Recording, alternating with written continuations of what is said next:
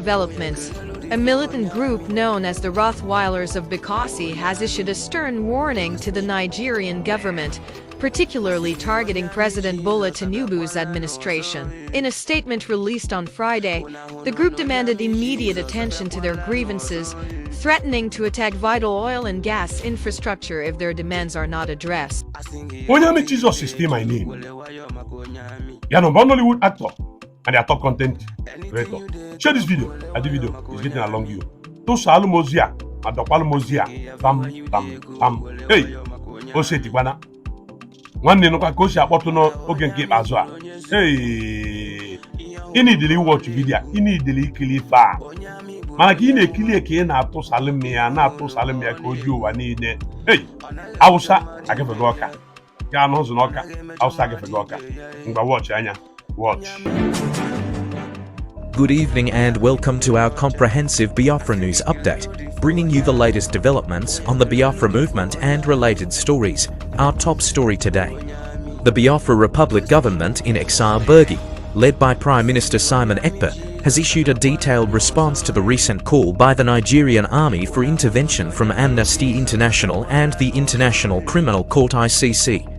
The BRGIA has raised significant concerns about the timing of this request, suggesting that it may be more than just a matter of insecurity in the southeast. According to the Burgi, the Nigerian government's sudden plea to these international bodies coincides with a growing wave of international support for the Biafran cause. One particular event stands out: a series of meetings between BRGIA officials and senior US representatives. Notably, BRGIA Finance Minister Ogichukwu Kere and Director of Foreign Affairs in the USA, Eze, have met with high-ranking US government officials, including a second historic meeting with the Speaker of the US House of Representatives, Congressman Mike Johnson.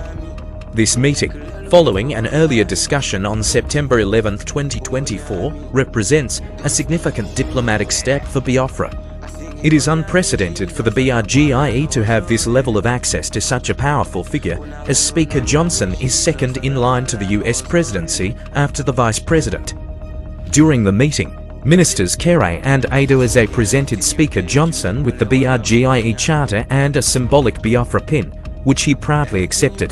The BRGIE believes that these diplomatic engagements may be causing concern within the Nigerian government, prompting it to seek the intervention of international bodies like Amnesty International and the ICC. The timing of this appeal raises questions: why now? Could it be a direct response to the possibility that the US might formally recognize Biafra as a legitimate entity? Many observers note that the Nigerian army's request to Amnesty International, a human rights watchdog, might be viewed as a public relations move aimed at undermining the growing international support for Biafra. However, this strategy could backfire, as Amnesty International has documented a long history of human rights violations committed by the Nigerian army. By bringing the ICC into the equation, the BRGIE hopes that the focus will shift to the Nigerian army's abuses, rather than the Biafran liberation movement. Prime Minister Simon Ekpa's government is urging the US and other international bodies to hold the Nigerian army accountable for its actions and to investigate the rights violations suffered by Biafrans under Nigerian rule. The BRGIE maintains that their pursuit of independence is lawful and aligned with the principles of the UN Charter on the right to self-determination.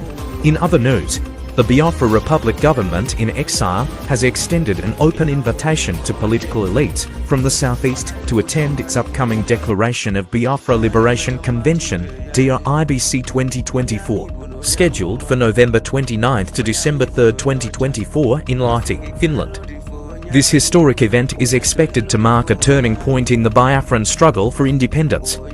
Prime Minister Simon Ekpa, in a statement released on his official X handle, formerly Twitter, expressed optimism about the convention, stating that it will solidify the restoration of Biafra's liberation. According to Ekpa, the convention will be a major step toward achieving the long-held dream of an independent Biafran state, free from the oppression and marginalization experienced under Nigerian rule.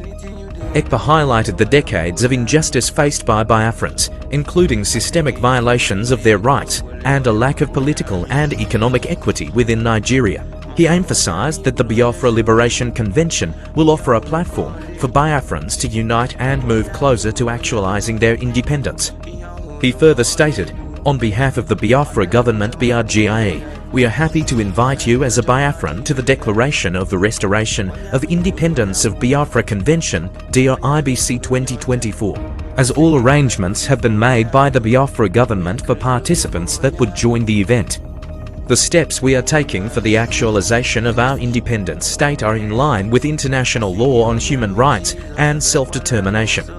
We are eager to welcome Biafrans from all walks of life as delegates at this landmark event in Finland. This convention aims to bring together Biafrans from the southeast and across the diaspora to unify their efforts toward independence.